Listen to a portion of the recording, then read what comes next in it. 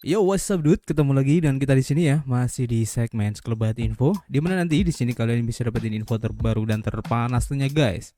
Oke, hari ini di tanggal 21 ya di bulan September 2023. Dan seperti biasa tidak bosan-bosannya kita selalu ingatkan buat teman-teman semua untuk selalu mematuhi protokol kesehatan dimanapun kalian berada ya. Apalagi di keramaian karena di luar sana banyak sekali virus-virus dan juga penyakit ya yang mengancam kesehatan kita guys. Oke, langsung saja kita lihat bagaimana update dari global crypto market cap seperti yang terlihat ya dari data coin market cap di sini menunjukkan adanya penurunan ya di 0,56% dan tentu saja ini adalah efek kontribusi dari Bitcoin dan juga teman-teman nongkrongnya di sini ya.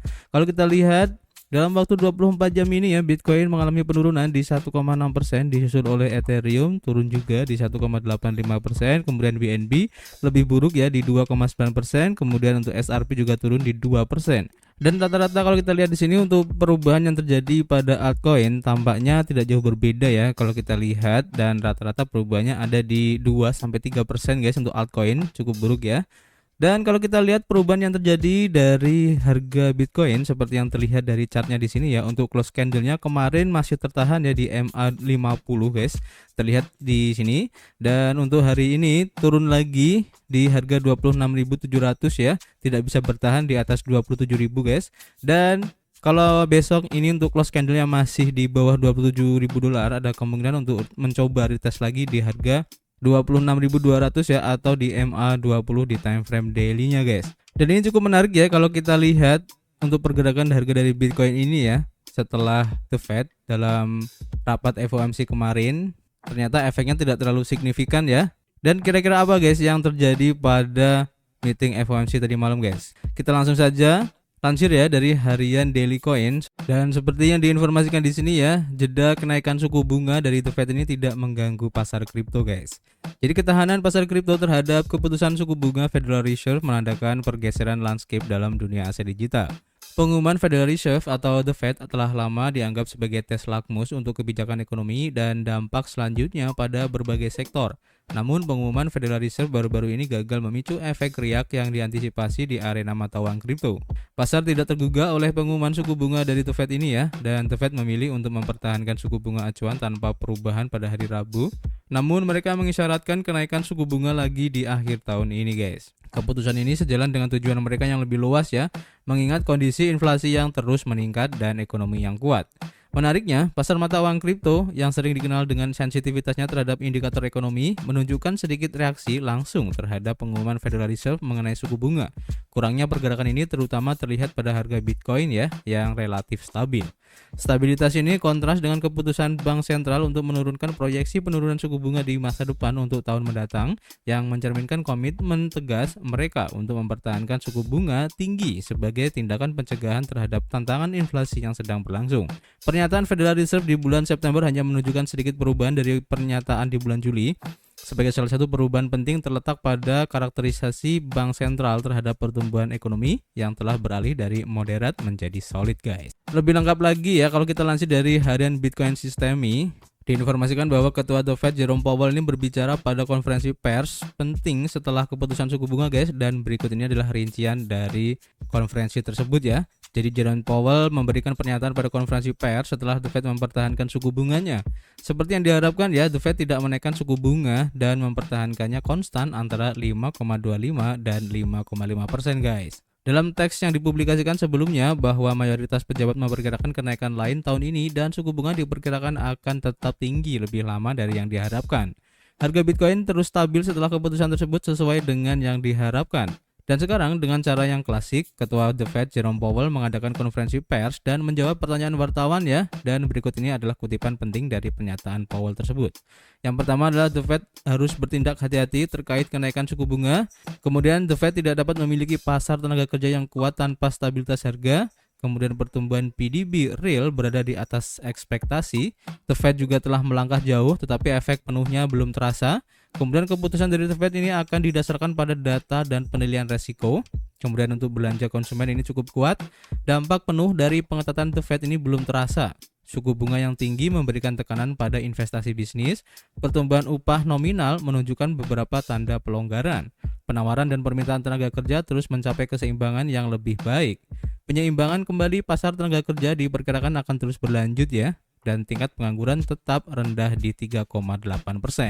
Inflasi jauh di atas target, kemudian FOMC berkomitmen untuk mendorong inflasi ke 2%. Keputusan FOMC akan didasarkan pada data yang masuk, inflasi tetap moderat, ekspektasi terlihat kuat. Ekspektasi inflasi jangka panjang tetap seimbang, dan The Fed menyadari bahwa inflasi menyebabkan masalah serius juga, dan ada jalan panjang di depan untuk mengurangi inflasi menjadi 2%. Sikap kebijakan saat ini bersifat restriktif ya. The Fed bertekad untuk mencapai dan mempertahankan kebijakan yang cukup ketat untuk mengurangi inflasi hingga 2% dari waktu ke waktu. Mengingat situasi saat ini, FOMC memutuskan untuk mempertahankan tingkat suku bunga saat ini. Perkiraan dari The Fed ini bukanlah sebuah rencana, kebijakan akan disesuaikan tergantung pada situasi.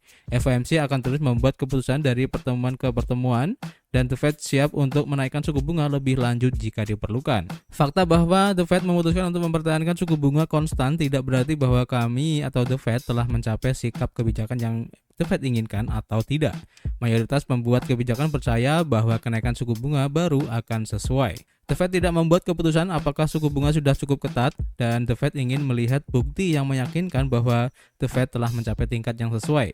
Suku bunga real secara signifikan ini masih positif. Kemudian usulan pada pertemuan tersebut adalah untuk mempertahankan sikap kebijakan saat ini, dan dukungan dengan suara bulat diberikan untuk masalah ini. The Fed bertindak cepat pada kenaikan suku bunga tahun lalu, dan tahun ini The Fed memiliki kemewahan untuk bergerak perlahan dan menunggu data. The Fed sudah cukup dekat dengan posisi yang seharusnya, dan The Fed tidak akan terlalu mementingkan kenaikan suku bunga. 3 data inflasi terakhir sangat bagus, namun The Fed menyadari bahwa kita membutuhkan lebih dari 3 data yang bagus, guys. Jadi itu adalah pernyataan dari konferensi tersebut, dan kita tunggu aja ya kira-kira efeknya seperti apa ke depannya.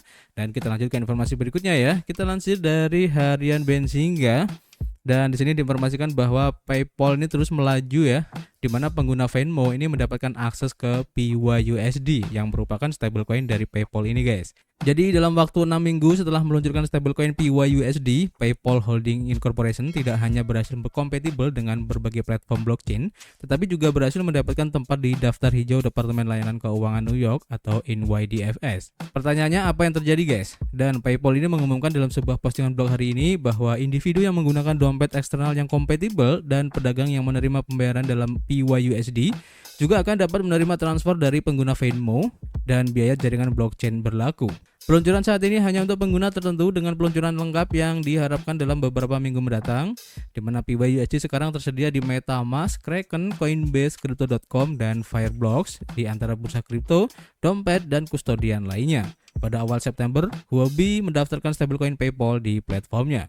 Khususnya PYUSD didukung oleh cadangan kas dan perjanjian pembelian kembali Treasury Amerika Serikat, dan Paxos sebagai penerbit stablecoin mencatat bahwa 45,36 juta dolar didukung oleh sekuritas Treasury, di mana 1,5 juta dolar diantaranya adalah cadangan tunai. Sorotan lainnya, di mana kemarin NYDFS membuat perubahan besar pada daftar mata uang kripto yang disetujui, dan ini menghapus lebih dari 2 lusin token dari daftar hijaunya ya, tetapi Bitcoin, Ethereum, dan PYUSD termasuk di antara 8 token yang tetap ada di dalamnya.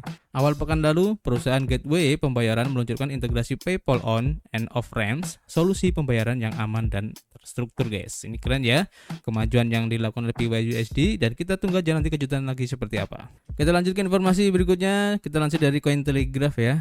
Di sini diinformasikan ya bahwa Meta telah meluncurkan akses awal untuk Horizon Worlds di browser web dan perangkat seluler, guys. Jadi Meta itu sekarang meluncurkan game Metaverse-nya. Meta Horizon Worlds diluncurkan di seluler dan web dalam akses awal. Meta telah mengumumkan bahwa mereka telah mulai meluncurkan Horizon Worlds di perangkat seluler dan browser web. Peluncuran ke mobile dan web ini mencakup game penembak gratis untuk semua yang disebut Super Rumble, di mana 2 hingga 6 pemain dapat bermain bersama dalam pertandingan tembak-menembak yang serba cepat. Peluncuran ini hanya dalam akses awal, yang berarti hanya beberapa orang saja yang dapat bergabung, dan menurut Meta, mereka akan meluncurkan game ini secara perlahan ke lebih banyak orang dan menambahkan lebih banyak pengalaman dan dunia ke dalam Metaverse dalam waktu dekat ini, guys. Buat kalian yang mungkin penasaran dengan penampakan gamenya, kalian bisa akses ya di meta.com. Nanti linknya akan kasih di deskripsi aja ya biar lebih gampang. Nah, di sini kalian bisa cek ya untuk gamenya, namanya Meta Horizon World. Untuk spesifikasinya kalian bisa cek sendiri. Kemudian di sini juga tersedia untuk beberapa platform ya. Support untuk Quest 2, Meta Quest Pro, ada touch controls, support eye tracking, dan lain-lain. Kalian bisa cek sendiri ya. Dan ini adalah Mungkin bisa dibilang sebagai previewnya ya. Nah, yang jadi pertanyaannya guys, sampai sekarang saya masih belum paham kenapa Meta ini membuat avatarnya itu selalu setengah badan kayak gini guys. Saya nggak paham ya. Apakah mereka terlalu ribet untuk membuat kakinya atau bagaimana? Ini kan jadi kebayang kayak kuyang ya. Jadi aneh aja guys. Mungkin ada teman-teman yang tahu ya kenapa alasannya Meta membuat avatarnya seperti ini guys. Saya kurang paham. Kalian bisa tulis di kolom komentar guys. Kita lanjut ke informasi berikutnya ya. Kita lansir dari harian Crypto Briefing, di mana di sini diinformasikan ya bahwa Layer Zero ini meninggalkan desentralisasi untuk Google Cloud. Jadi perpindahan ke Google Cloud menyoroti komitmen Layer Zero terhadap desentralisasi guys. Ini sudah kita informasikan kemarin ya untuk perpindahannya. Jadi Layer Zero adalah sebuah protokol perpesanan lintas rantai yang mengumumkan kemitraannya dengan Google Cloud untuk menggunakan Google sebagai penyedia Oracle default untuk ekosistem di Layer Zero guys. Akan tetapi ya, bergantung pada satu raksasa teknologi terpusat seperti Google, tampaknya mengalahkan tujuan membangun jaringan blockchain yang terdesentralisasi guys. Jadi peralihan ke Google Cloud ini ditujukan untuk meningkatkan keamanan dengan Layer Zero yang berargumen ya bahwa Google adalah salah satu organisasi yang paling memperhatikan keamanan di seluruh dunia. Dan sementara Oracle asli kripto seperti Chainlink bertujuan untuk mencegah manipulasi data dengan menggunakan jaringan terdesentralisasi dari berbagai institusi dan individu untuk memasok informasi, di mana Google Cloud mengandalkan satu sumber terpusat saja. Chainlink, Anda tahu, ini adalah jaringan Oracle yang terdesentralisasi, sedangkan Google Cloud sangat jauh dari desentralisasi. Ini hanyalah sekumpulan server data dan mungkin 100% dikontrol oleh Google, kata analis riset Blockworks, Ren Kong. Tahun lalu, Layer Zero mengintegrasikan Chainlink dan menulis dalam sebuah postingan blog bahwa mereka senang bermitra dengan Chainlink sebagai tonggak utama dalam mencapai desentralisasi protokol Layer Zero. Meskipun tidak sepenuhnya terdesentralisasi, Chainlink memberikan lebih banyak transparansi daripada Google melalui jaringan public operator node. Ada Oracle lain yang lebih terdesentralisasi dengan struktur DAO seperti DIA, API Tree, dan Umbrella Network, tetapi Chainlink sejauh ini merupakan pemain yang paling dominan dalam ruang Oracle blockchain. Chainlink juga bersaing secara langsung ya dengan Layer Zero melalui protokol interoperabilitasnya sendiri yang disebut Cross-Chain Interoperability Protocol atau CCIP guys. Jadi menurut kalian, apakah kalian setuju ya dengan yang dilakukan oleh Layer Zero ini, sehingga sifat dari Layer Zero ini lebih cenderung untuk terpusat ya atau sentralisasi? Dan kalau menurut saya pribadi sih ini agak gimana gitu ya, seakan-akan itu menyalahi filosofi dari blockchain itu sendiri ya, yang lebih mengutamakan untuk desentralisasi guys. Ini terserah kalian bisa tulis di kolom komentar. Kita lanjut ke informasi terakhir ya. Kita lansir dari Cointelegraph, di mana diinformasikan di sini ya bahwa Apple dan juga Goldman Sachs membatalkan rencana untuk aplikasi perdagangan guys. Jadi rencana awal menyerukan peluncuran pada tahun 2022, tetapi kondisi ekonomi menyebabkan proyek ini dilaporkan ditunda tahun lalu. Apple dan Goldman Sachs membatalkan rencana untuk meluncurkan sebuah aplikasi untuk perdagangan berjangka, dan CNBC melaporkan pada 19 September kemarin mengutip orang-orang yang mengetahui rencana tersebut. Proyek ini memiliki tanggal peluncuran awal pada 2022, tetapi ditunda tahun lalu karena kondisi ekonomi memburuk, dengan kenaikan suku bunga dan tekanan inflasi yang membuat para investor menjauh dari aset-aset berisiko guys. Menurut sumber tersebut, infrastruktur proyek telah sebagian besar dibangun dan siap untuk diluncurkan jika Apple melanjutkan rencana awalnya. Selain itu, tidak jelas apakah Goldman Sachs dan Apple bermaksud untuk memasukkan perdagangan berjangka kripto ke dalam aplikasi. Selama pandemi, Apple berusaha mendiversifikasi bisnisnya dan menawarkan solusi keuangan untuk klien di Amerika Serikat, bermitra dengan Goldman Sachs untuk mengembangkan inisiatifnya. Bekerja sama dengan bank tersebut, Apple pertama kali meluncurkan kartu kredit pada tahun 2019, dan awal tahun ini, raksasa teknologi ini merilis fitur beli sekarang, bayar nanti, yang memungkinkan pengguna untuk membagi pembelian menjadi 4 pembayaran yang sama tanpa dikenakan bunga guys. Intinya kredit lah ya. Beberapa minggu kemudian pada bulan April, perusahaan mengumumkan produk lain yang didukung oleh Goldman Sachs, yaitu rekening tabungan yang memberikan persentase imbal hasil tahunan sebesar 4,15%. Menurut laporan terbaru, simpanan pengguna di rekening tabungan Apple telah mencapai $10 miliar. Namun kemitraan ini bukannya tanpa tantangan, di mana Goldman Sachs dilaporkan mengalami kemunduran finansial ya dalam mengelola kartu kredit Apple dengan biaya akuisisi pelanggan rata-rata sebesar $350 guys. Usaha Apple ke dalam layanan keuangan bukanlah sebuah langkah yang berdiri sendiri guys. Setelah mengakuisisi X, Elon Musk mengungkapkan rencana untuk menjadikan jejaring sosial ini sebagai aplikasi segala hal atau Everything App dengan memasukkan layanan keuangan ke dalam platform, dan menurut Musk, dalam beberapa bulan mendatang, pengguna akan dapat melakukan seluruh dunia keuangan mereka di X. Rencana Elon Musk akan terus berlanjut, di mana regulator Rhode Island memberikan lisensi pemancar mata uang kepada X pada 30 Agustus dan menandai langkah maju untuk usaha perusahaan ke dalam layanan keuangan. Lisensi ini diperlukan untuk perusahaan yang menyediakan layanan keuangan atas nama pengguna yang mencakup aset fiat dan juga kripto. Sebagai hasil dari persetujuan tersebut, X akan dapat menyimpan, mentransfer, dan menukar mata uang digital. Lisensi pemancar uang yang dikeluarkan oleh X di Arizona, Georgia, Maryland, Michigan, Mississippi, Missouri, dan New Hampshire. Jadi kita tunggu aja guys, kira-kira nanti efeknya seperti apa dan apakah rencana ini akan terus berlanjut. Kita akan update lagi nanti guys. Oke, cukup ya untuk informasi hari ini. Nanti kita akan update lagi jika ada informasi yang cukup menarik ya buat teman-teman semua. Dan tentu saja kita akan ketemu lagi guys di informasi berikutnya. Peace.